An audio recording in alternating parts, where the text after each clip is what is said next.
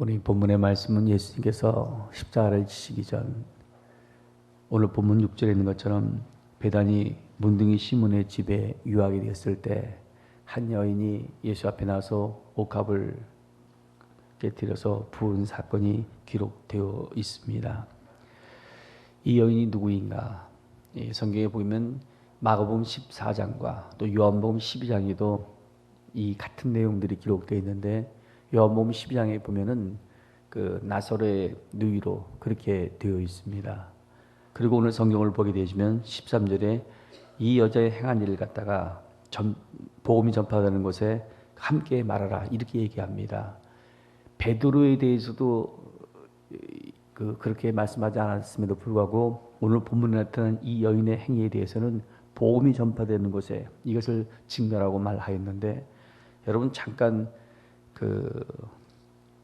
요한복음 11장을 펴시기 바랍니다.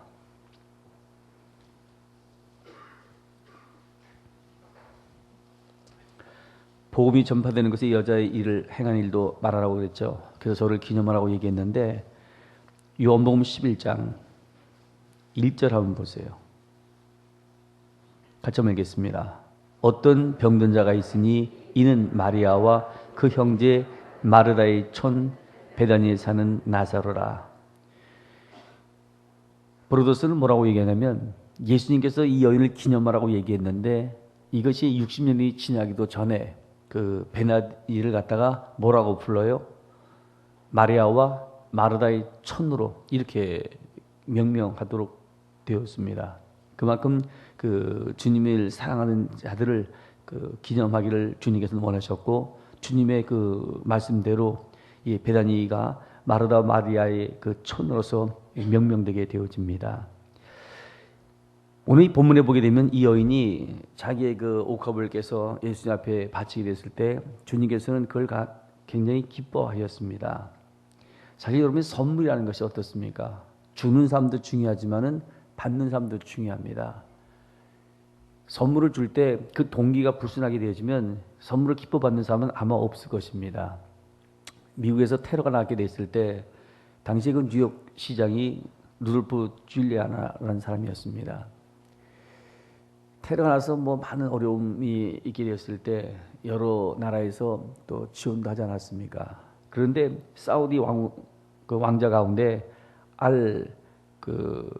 아리드 왕자라는 분이 있습니다. 이 사람 세계적으로 뭐 부자라고 사람들은 이야기하는데 이분이 1,000만 원이 아니고 1,000만 달러를 그 복구 비용에 사용하라고 줬습니다. 굉장히 큰 돈이었죠. 근데 그 돈을 받고 나서는 뉴욕 시장이 나중에 돌려줘 버립니다. 그거는 미국인의 자존심 때문에 사실은 그렇게 한 게 아니고 우리가 돈이 있다 이걸 보여주기 위해서 한 것이 아니고 돈 주고 난 다음 이 왕자가 그 뉴욕 타임즈하고 인터뷰를 하는 내용이 언론에 보도되게 되었는데 이 내용을 뉴욕 시장이 딱 보고 나서는 기분이 상해서 돌려줘 버렸습니다. 뭐라고 그랬냐면 이 테러를 당할 때에는 그만한 이유가 있으니 미국 정부는 거기에 대해서 좀 더 자숙하고 돌아볼 수 있는 계기가 되어져야 한다. 이 얘기를 한 거예요. 그러니까 도와주려면 그냥 도와주는 걸로 끝나는데 조금 도와주고 나서는 거기에 대해서 그 비난하는 이야기를 듣게 됐을 때 이 뉴욕 시장이 화가 나가지고는 그 돈을 갖다가 굉장히 큰 돈임에도 불구하고 돌려줍니다.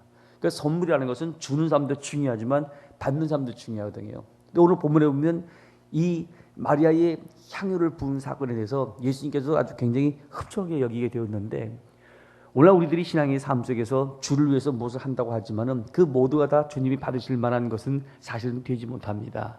그런데 오늘 본문에 나타난 이 마리아의 향유를 부은 이 사건을 주님께서는 기뻐 받으신 이유는 과연 어디 있는가를 우리가 같이 생각하면서 주님이 기뻐하시는 삶을 살아갈 수 있어야 할 것입니다. 어때요 여러분? 이 내용을 쭉 보니까 예수님이 왜 기뻐하신 것 같아요? 누구랄 이 사람이요? 향유를 부은 사람이 나사로의 누이라고 말씀을 드렸는데 나사로가 어떤 사람이었어요? 죽었다가 다시 산 사람입니다. 절망적인 상황 속에서 예수님의 권능으로 말미암아 자기 오라비가 산 것을 보고는 이 여인은 그 은혜를 잊지 않았어요. 어때요 여러분들? 신앙생활 속에서 하나님이 우리에게 베푼 그 과거의 은혜를 우리는 기억하고 삽니까? 그렇지 않습니까? 제가 그런 얘기 하죠. 우리가 교회 다니면서 무슨 복을 받았니 못 받니 이런 얘기 하지만은 예수 믿는 것 자체가 이게 큰 복이다.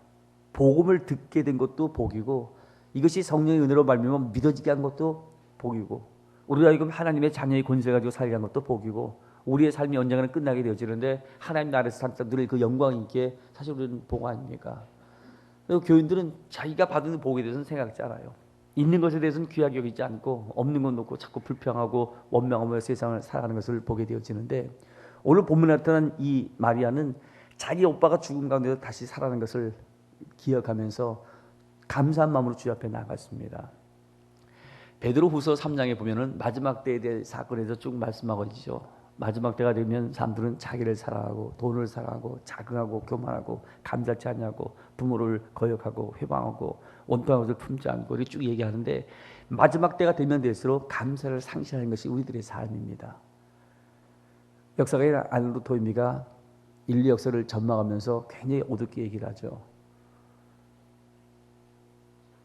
그랬을 때 저 어린아이에게 그런 얘기를 하면 어떻게 하냐. 그리고 쭉 얘기를 하니까 그래도 인류에게는 소망이 있다. 그 소망이 뭐냐면 요한복음 12장에 있는 그 주님의 은혜에 감사해서 옥합을 깨트린 여인과 같은 감사의 정신이 있게 됐을 때 인류는 소망이 있다고 얘기했습니다. 많은 사람들이 신앙의 삶을 살아가면서 주어진 것에 대해서 감사하지 못하고 없는 것을 놓고 불평하며 살아갈 때가 많이 있게 되어지는데 오늘 본문에 나타난 마리아의 그 행위를 주님께서 기뻐 받으신 것은 과거에 행한 그 하나님의 은혜에 대해서 그런 잊지 않고 기억하며 감사했다는 겁니다. 사실은 많은 사람들이 신앙생활하면서 은혜를 잃어버리지 않습니까? 기독교인들이 신앙의 삶을 살면서 은혜를 알아야 합니다. 그리고 복은 그 은혜를 보답하며 살 수 있어야 합니다. 한 번은 독일에 그런 일이 있었습니다. 독일에 기근이 막 들게 되니까 기독교인 가운데 부자가 안 되겠다. 내가 이렇게 재산이 많이 있어봤자 아이들이 굶어 죽는데 저들을 위해서 뭔가 선한 일을 행해야겠다. 그래갖고는 빵을 쪄가지고요. 애들에게 빵을 나누기 시작합니다. 근데 희한하게도 애들이 와서는요. 빵을 이렇게 쪄놓으면 그냥 큰 거 가져가려고 거기에다만 욕심이 있지 이 빵을 준 이 노인에 대해서 감사하는 아이는 없었습니다. 근데 맨 끝에 온 아이가 있었어요. 그레첸이라는 어린아이인데 늦게 오다 보니까 항상 큰 건 다른 애들이 다 가져가고 조그만 것만 얘는 가져가요. 그러면서 그 작은 걸 빵 하나 쥐고도 그 할아버지 고맙습니다라고 인사를 해요. 그 할아버지를 감동시킨 거예요. 이 아이가. 아니 딴 애들은 와갖고는 큰 거 가져가려고 싸우듯이 그게 전쟁하듯이 가져가는데 맨 늦게 와서 제일 작은 거 가지면서 고맙다는 이 아이를 보고는 저에게 내가 뭔가 선물해야겠다. 그리고 빵 안에다가 빵을 조그맣게 만들고 거기다가 은하를 5개를 넣는 거예요. 그날도 다른 애가 똑같이 빵을 갖다가 쪄서 내놨더니 애들이 와서는 서로 큰 거 다 가져갔죠. 그리고 맨 끝에 제일 작은 거 이거는 그렇지 않아 아이가 결국은 가져가게 되시는데 가져가면서 또 그날도 고맙다 그러면서 갑니다. 집에 가서 빵을 먹으려고 딱 뜯었더니 그 안에 은하가 5개가 나오는 거예요. 그러니까 엄마가 이 아이한테 할아버지가 아마 빵을 만들 잘못했고 돈을 떨어뜨린 것 같다. 너에게 빵을 줬지 돈을 준 것은 아니지 않느냐. 가서 돌려드려라. 결국 이 아이가 은하 5개를 가지고 갑니다. 그때 할아버지가 그 얘기를 듣더니 네가 감사했기 때문에 네가 사랑스러워서 선물을 준 거다. 그리고 아이를 돌려보냈대요. 사람도 뭔가 베풀고 나면 그 은혜에 감사할 때 더 많은 것을 주기를 원치 않습니까? 오늘 성경에 보면요. 정말 예수님이 감동한 것이에요. 이 옥합을 깨서 향유를 주님 앞에 부은 여인을 보고는 어딘지 복음이 전파되는 것에 이 여인의 행한 일을 갖다가 증거하라. 그래야 기념하라 할 정도로 주님께서는 이게 감동하셨는데 그 이유는 감사의 마음으로 주님 앞에 나왔기 때문에 그렇습니다. 두 번째는 뭐예요? 주님을 사랑했기 때문에 사람들한테 신경 안 썼어요. 여러분 교회에서 일해보면 어떻습니까? 쉬운 게 아니에요. 일 좀 하려고 그러면요. 언제부터 저 사람 저랬어? 온지 얼마 됐대 저 사람? 그러고 남에서 일하면요. 설치인데 설치긴 뭘 설쳐요. 그래서 교회에서 일을 하려도요. 사실은 선뜻 나서지 못하는 경우들이 많지 있지 않습니까? 그래 안 그래요? 지금 표정 보니까 안 그런 척하는데 지금 이 여인이 자기 옥합을 깨갖고 향유를 갖다 바쳤을 때 반응이 어떻게 와요? 한번 보세요. 어떻게 나와 있나? 8절에 보면요. 제자들이 보고 분하여 가로되. 분할 게 뭐 있어요? 제적 거 뺏어갖고 예수님한테 분 거 아니잖아요. 그렇습니까? 안 그렇습니까? 자기 걸 뺏어야 화가 나지. 지금 이 여인이 자기 걸 가져와서 예수님에 부었는데 8절에 보세요. 제자들이 보고 분하여 가로되 무슨 의사로 이것을 허비하느냐. 남이 하든지 말든지요. 자기들도 안 하면서 남 하는 걸 비방한다니까요. 그러면서 말은 좋게 해요. 뭐라고 얘기해요? 9절에 이것을 많은 값에 팔아 가난한 자에게 줄 수 있었겠도다. 실제로 자기들이 그만큼 구제할 마음이 있었다면, 가난한 사람들 도울 마음이 있었다면 다른 방법을 통해서도 해야죠. 왜 남이 주를 위해서 바친 것에 대해서 그거에 대해서 분해하고 이런 얘기를 합니까?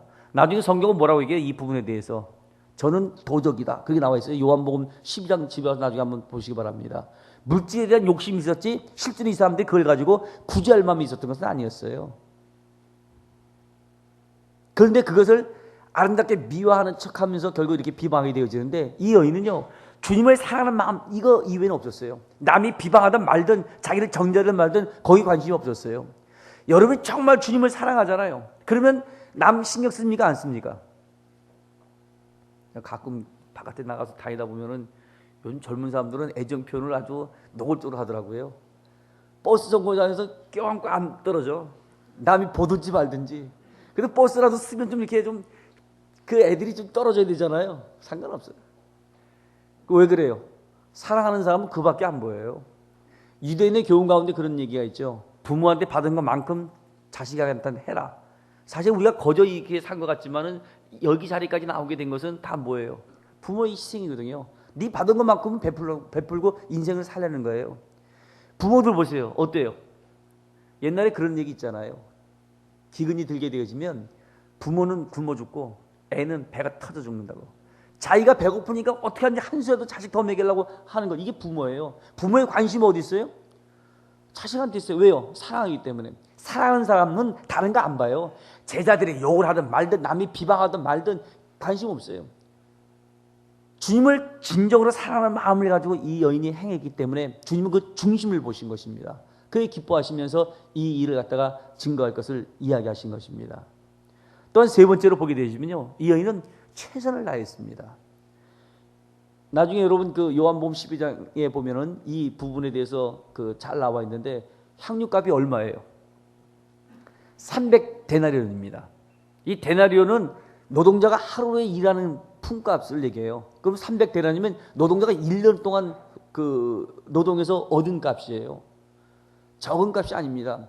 요한복음 6장에 보면은 예수님께서 베세다 들녘에서 5,000명을 먹인 기적이 나타나지 않습니까? 그럴 때 너희가 먹을 걸 주라고 딱 얘기하니까 빌립이라는 사람이 머리가 좋으니까 계산을 했어요. 5,000명 이거 다 먹이려면 돈이 얼마 드는가? 얼마 나왔어요? 200데나리온이에요. 지금 5,000명을 먹이는 것보다 더 많은 액수의 향유를 갖다가 이렇게 예수님께 바치게 되었는데, 학자들의 연구에 의하면 이것은 자기가 결혼할 때 쓰기 위해서 가지고 있었던 것이라는 거예요. 그럼 자기에 있어서는 가장 소중한 것이었어요. 그럼에도 불구하고 그는 주님을 사랑했기 때문에 그 모든 것들을 아낌없이 주를 위해서 바치게 되어집니다.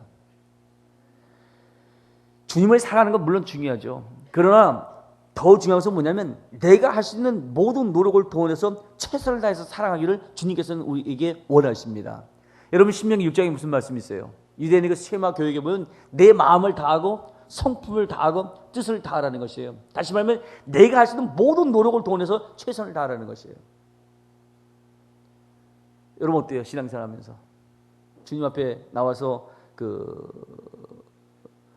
헌신할 때에도 정말 내가 할 수 있는 모든 걸 다 해서 헌신합니까? 오늘 우리들이 하나님 앞에 정말 상달되진 예배, 하나님이 기뻐하시는 삶을 살지 못하는 것은 하나님을 사랑하는 마음이 없어요. 주님보다 더 사랑하는 것이 있어요. 옛날에 그런 얘기 한 사람 있었잖아요.